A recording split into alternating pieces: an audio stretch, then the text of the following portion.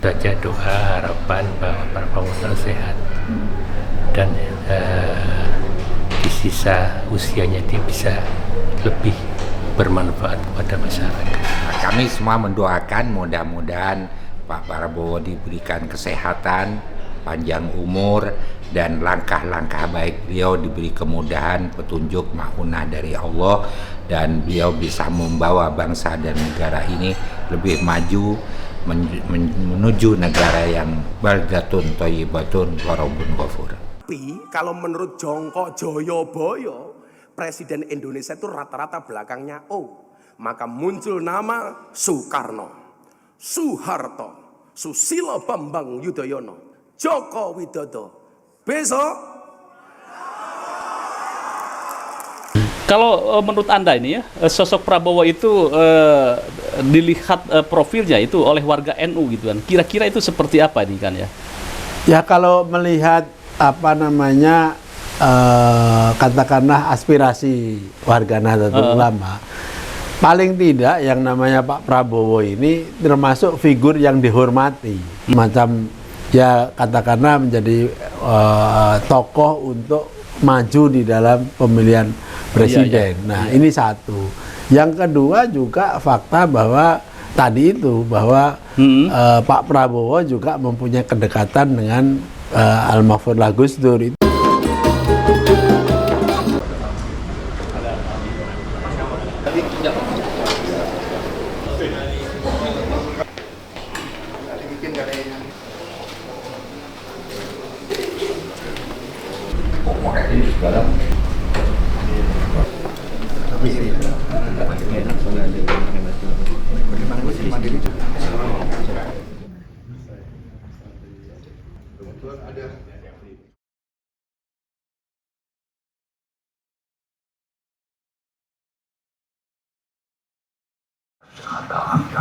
Mohon maaf terjadi mafidin wa dunia.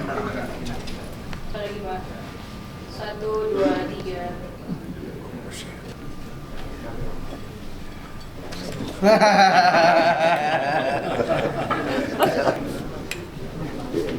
Majunya susah bro, kita harus Relawan.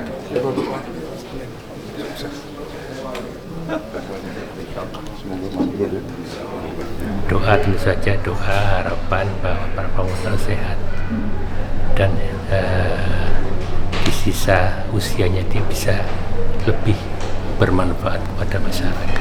Kami semua mendoakan mudah-mudahan Pak Prabowo diberikan kesehatan, panjang umur, dan langkah-langkah baik beliau diberi kemudahan, petunjuk, maunah dari Allah, dan beliau bisa membawa bangsa dan negara ini lebih maju menuju negara yang baldatun thayyibatun wa rabbun ghafur.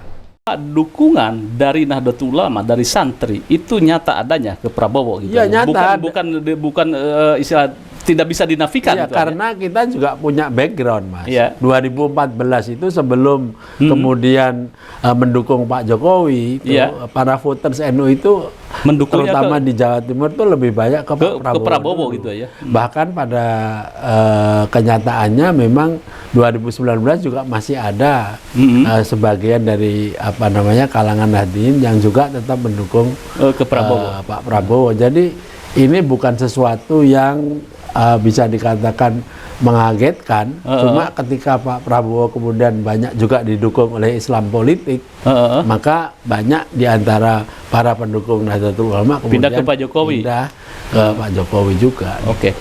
Kalau menurut Anda ini ya, sosok Prabowo itu dilihat profilnya itu oleh warga NU gitu kan. Kira-kira itu seperti apa nih kan ya?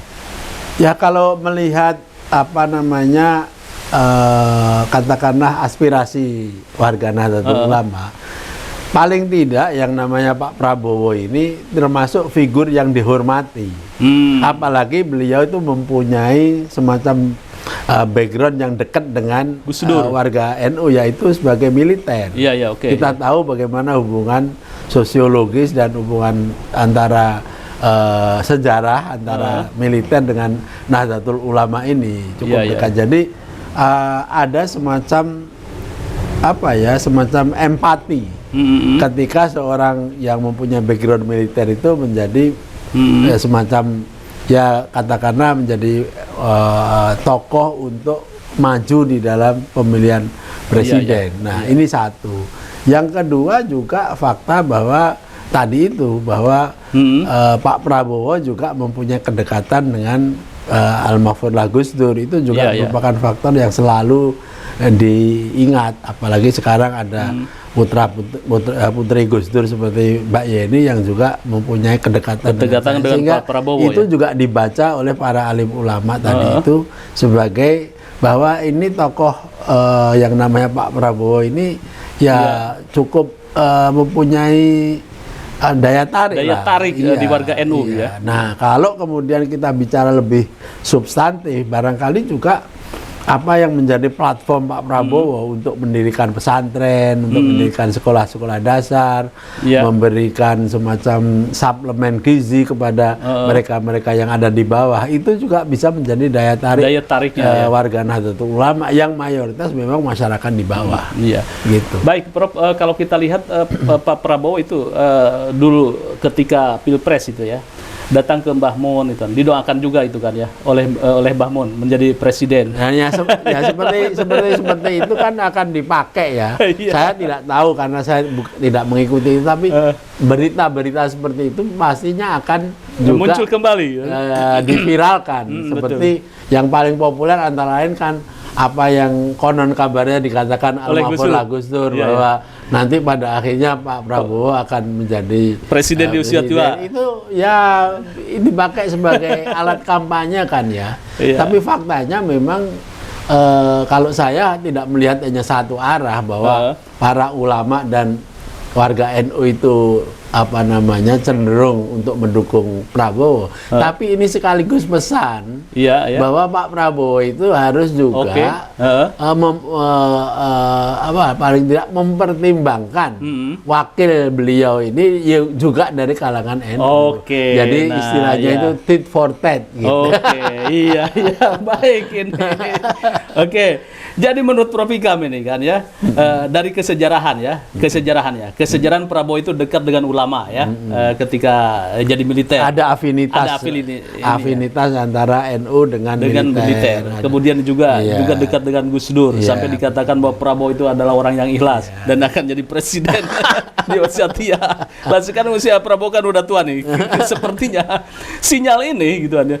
Cerita-cerita ini, statement-statement Gus Dur ini menjadi terngiang di benak para Nahdliyin bahwa Prabowo itu akan jadi presiden di usia tua dan sekarang mungkin saatnya begitu. Ya itu pinter-pinternya tim suksesnya Pak Prabowo dan koalisinya ya, karena pihak lawan misalnya aja Anies dan Muhaimin akan juga mempunyai cara untuk mengcounter ini dengan argumentasi maupun istilah-istilah yang seperti itu. NU ini kan nggak kekurangan soal-soal yang begitu ini kan.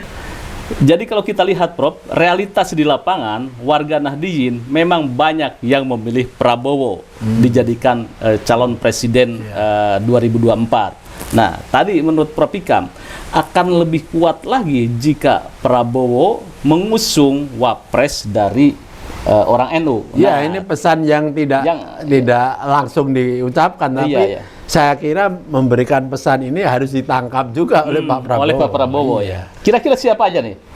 Ya, yang beredar sampai sekarang ini kalau saya berdasarkan pollingnya pada suka saja.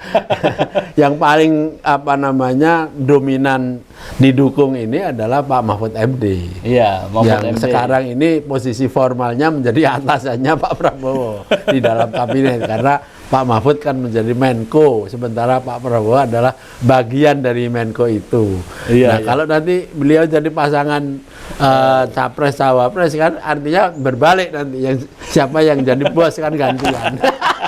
Ya itu satu. Yang kedua adalah tentu Bu Khofifah karena beliau juga mempunyai kekuatan, kapasitas dan juga pengalaman yang hampir menyamai lah kalau tidak sama persis dengan Pak Mahfud MD. Hanya saja Bu Khofifah kan belum pernah menjadi elit atau petinggi dalam yudikatif, tapi eksekutif dan legislatif sudah. Pak Mahfud kan tiga-tiganya, eksekutif, legislatif, yudikatif, sudah pernah semua kan. Iya, Itu iya. nomor 2. Nomor 3 dari NU ini juga Mbak Yeni Wahid. Jangan disepelekan karena beliau selain mempunyai pengalaman di eksekutif, juga memiliki sesuatu yang tidak dimiliki oleh Pak Mahfud dan Bukowiya, Iya, yaitu beliau ada zuriatnya Al-Mahfud Gus Dur. Iya, iya. Dan ini faktor yang sangat dihormati oleh warga NU siapapun mereka.